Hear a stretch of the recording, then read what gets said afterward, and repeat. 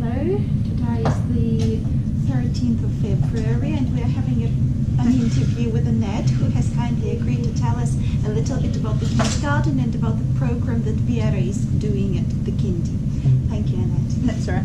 So one of the first things we focus on is like for them to be confident and develop a strong sense of identity that, you know, they belong here, they belong in your family and they belong in the community. That's one thing we sort of focus on. Another is being connected to that communities and to the environment. So we do have we do the gardening and we showing interest in things like that. We have the insects. That's frogs, sort of, butterflies. Yes, yeah, we have those throughout the year, sort of thing. So that's we like to make the connections. As we're placed in the school, we also make connections to the school community. So we'll join in with the school at times and do things. The next thing we sort of focus on is them having a strong sense of well-being, that they're able to look after themselves to a certain, of age appropriately. What is appropriate of this age? I mean, this is the age between 4 and 5 years old. So what are the children supposed being able to do? Like being able to get their lunch boxes, being able to put coat on and off, being able to go to the toilet, that's all sort of very important. But also we look at things like what are good foods to eat, drinking enough water, exercising, doing things like that. So we do a lot of those things, learning about our bodies so that they can help themselves, sort of thing.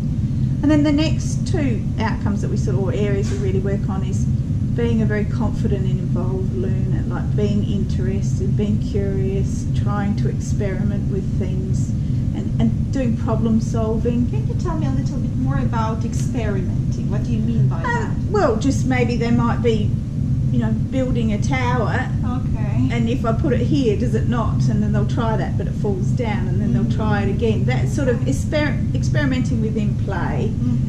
We do set things up sometimes so that they do have to experiment, but children do it naturally. And it's really good to be able to, when you see them doing it, also question them and ask them to decide what they've found. And I see that the approach in Australia and Kindy is not about actually learning numbers or counting or alphabet or whatever factual knowledge, right?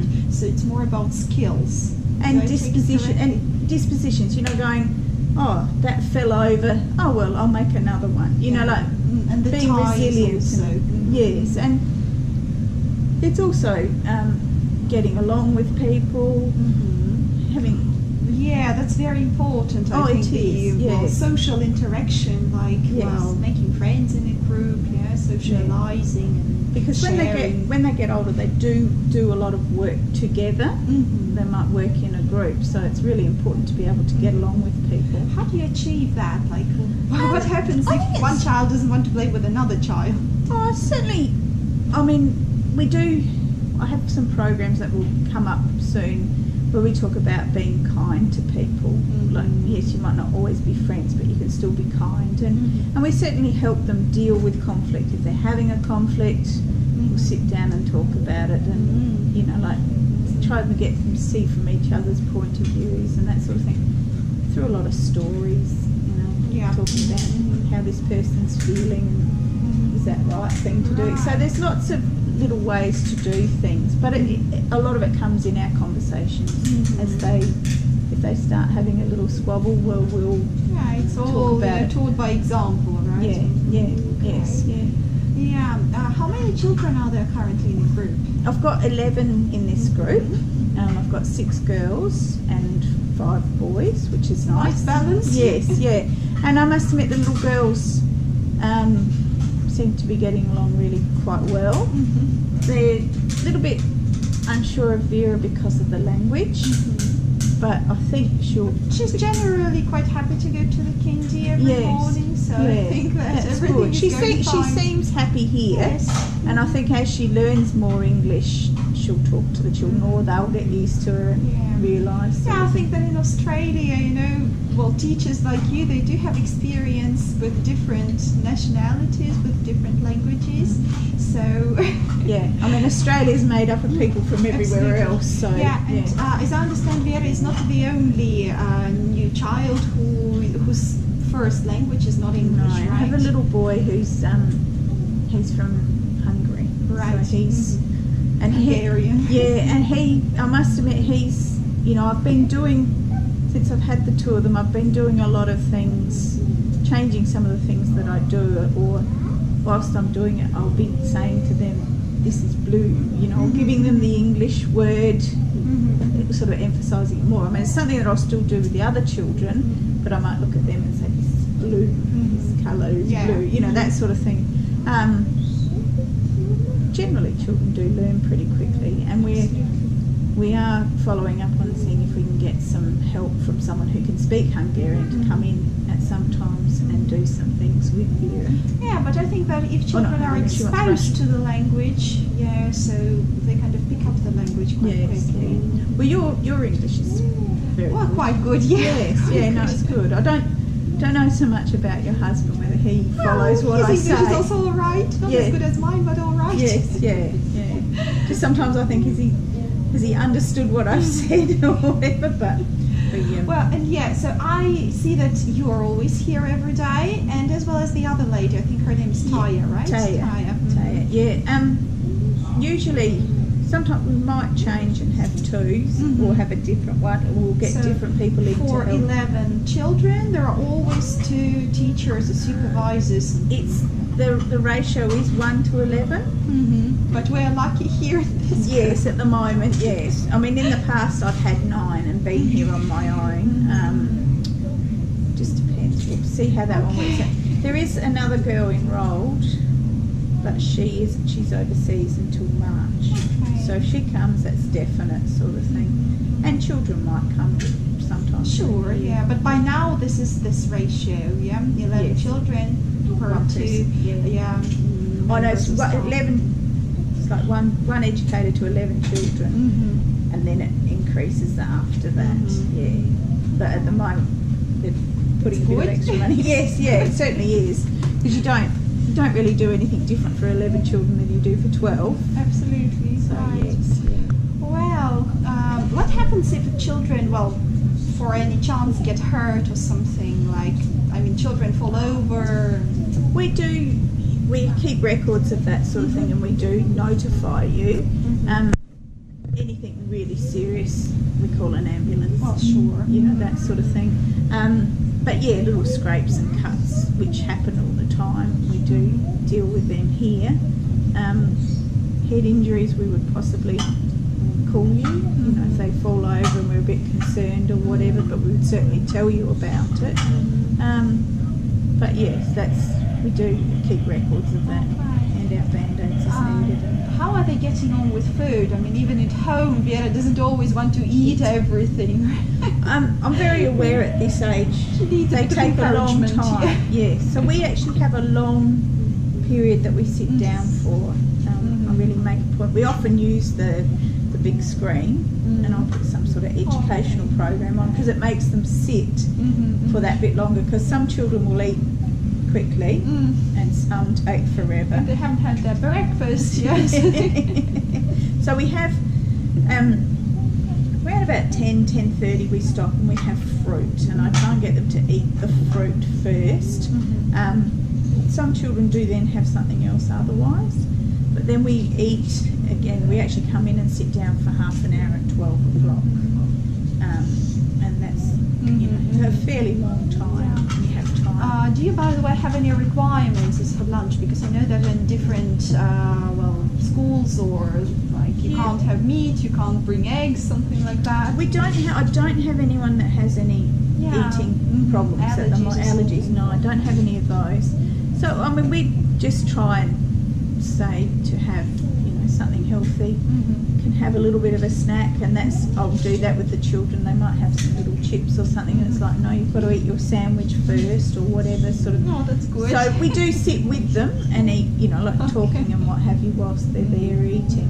But and sometimes we do cooking. We growing some vegetables last year, and we used those in cooking. Know that you have a vegetable garden. Yeah, here? it's only small. Unfortunately, my strawberries died, the heat. Okay. And what are you growing currently? I've got tomatoes and spinach in there.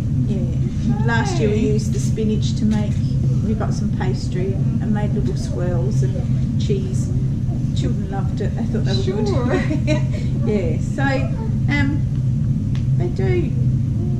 Most of it too. We're in the school here. It's really good being in part of it because the teachers that have the youngest class up there relieve me for lunch. So they're already starting to get to know these children. We also meet the youngest class for a session every week. At the moment we're just playing, but as the year progresses and these children are getting older, we'll go and visit their classroom and do something with them. So that's reception. Yes, yeah. Kindy children who are aged 4 are interacting with children from the reception who are aged 5, right? Yes, so they have some joint classes where they play together. Yes, yeah, and they're able to come. I let them come in at recess time and lunchtime in the yard. So it's just widens the pool of children that they can play with, and those children are a little bit more advanced, so you know these children will look at that and learn something. Yes, yeah, and it works really well. They seem to enjoy having a visitor sort of thing. We also do go to the library and borrow a book. You've seen that. We join in with a lot of activities like the sports day, the school sports day. We join that. There's a book week where they celebrate children's authors. We usually have things like this. Still, I wonder about the skills like writing. Well, of course, I understand that children are supposed to write, but at least you know some fine motor skills like I don't know sticks or I don't know some. I mean, a lot of the things we have here are based in fine motor.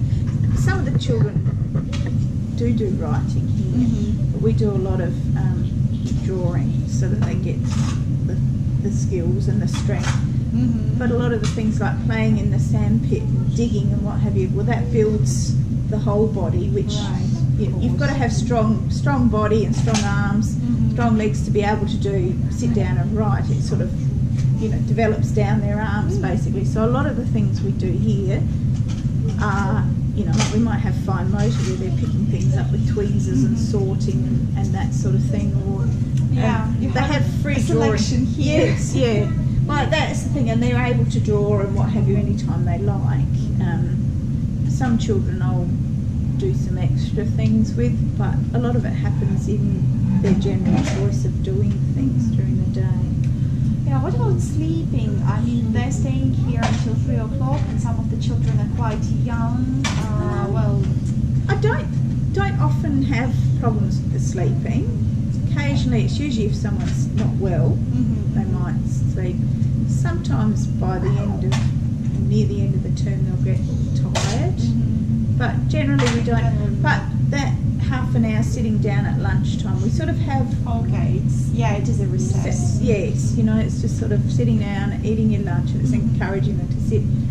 We have quiet spaces for children, like we have the couch with the cuddlies, and if they're feeling tired they can go there, and I have another space out in the corridor that's the same. I see that it's quite independent. You don't have the activity, or not all the activities are designed for everybody to participate. Like, no, you can draw if you like, you can lay down if you like, something like that. The reason why we do that is because allowing them the choice, they find that children actually work on what they need to work on.